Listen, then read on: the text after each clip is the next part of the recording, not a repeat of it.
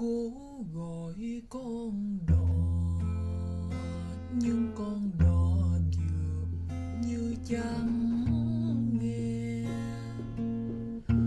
Cố gọi Elizabeth Taylor a entretenu de nombreuses relations, dont l'une avec Larry Fortensky.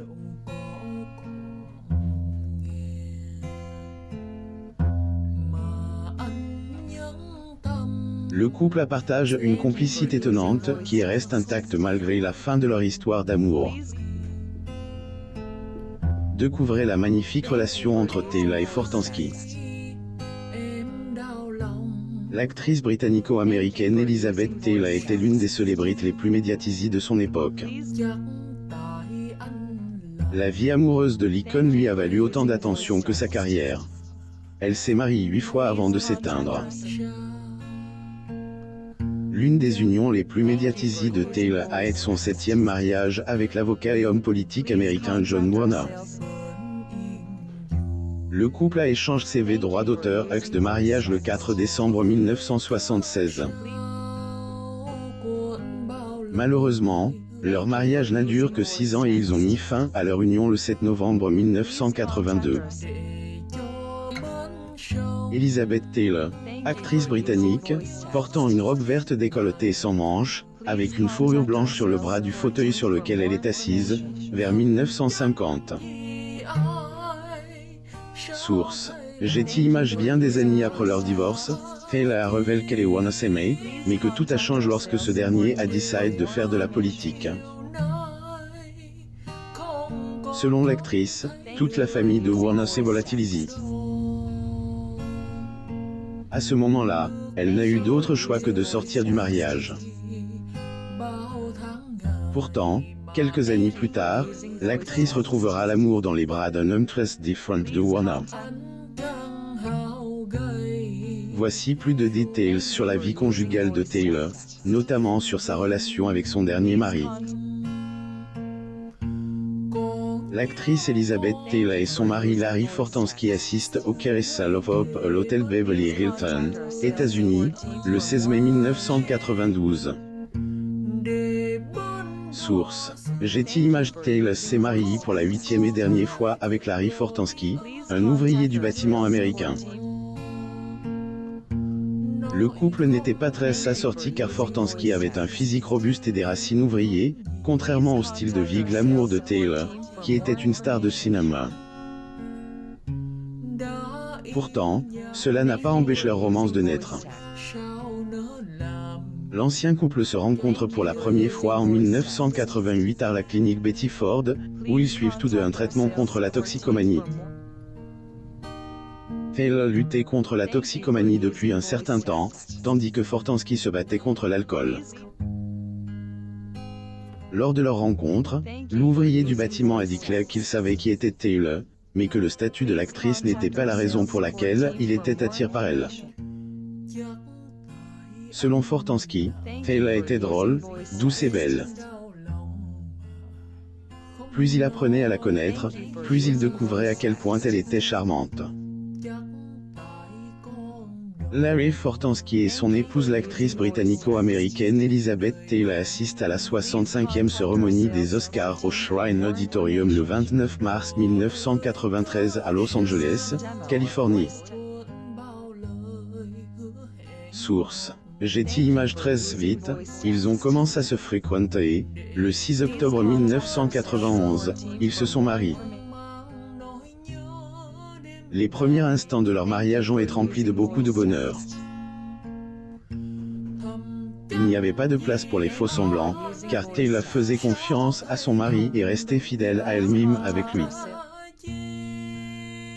Elle le prouve lors d'un voyage en Suisse, dont Fortensky se souviendra bien des années plus tard.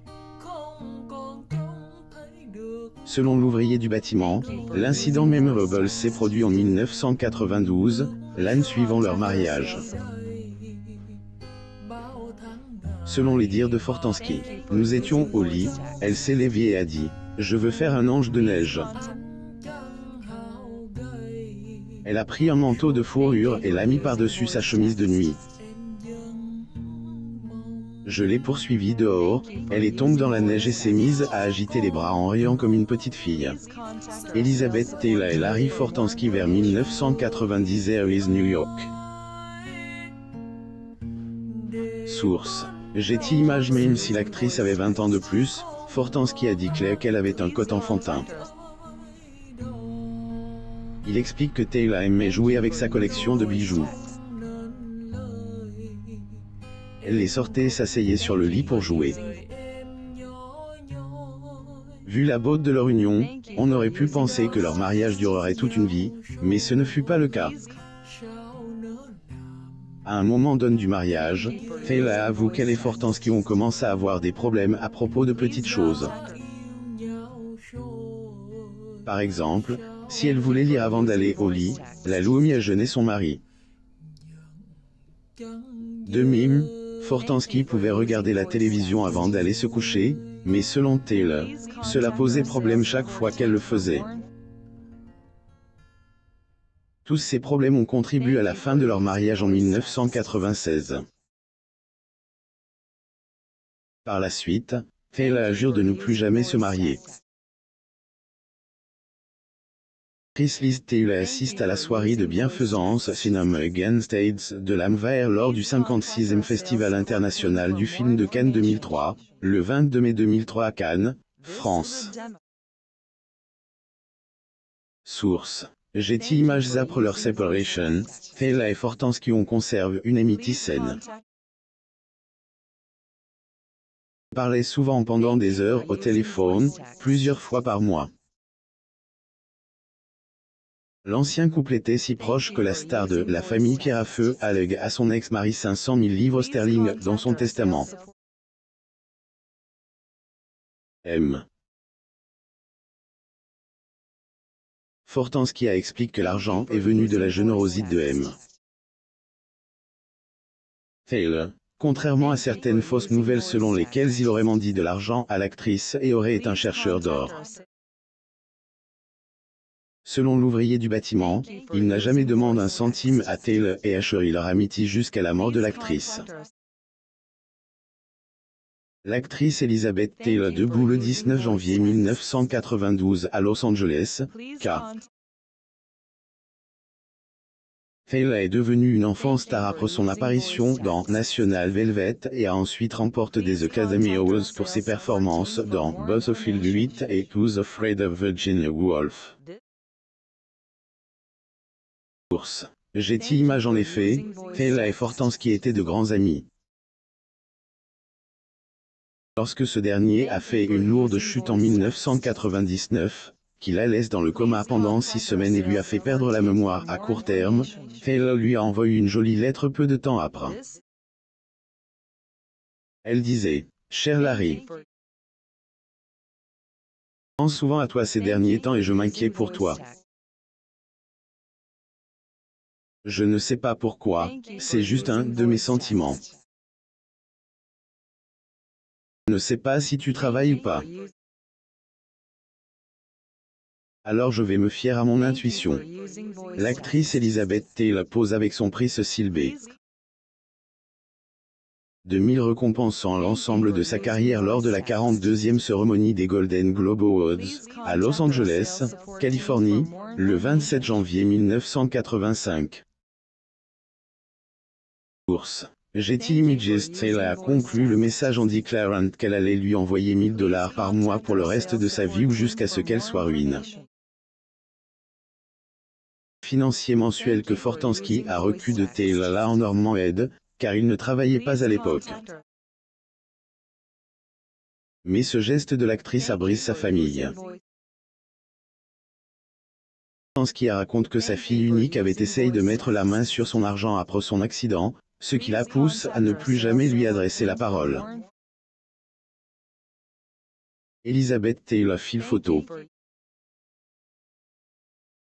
Getty Images. Taylor et Fortansky ont entretenu des liens d'amitié jusqu'au décès de l'actrice en 2011. Ils se parlaient au téléphone au moins 2 fois par mois, y compris le jour où l'actrice est entrée à l'hôpital pour la dernière fois.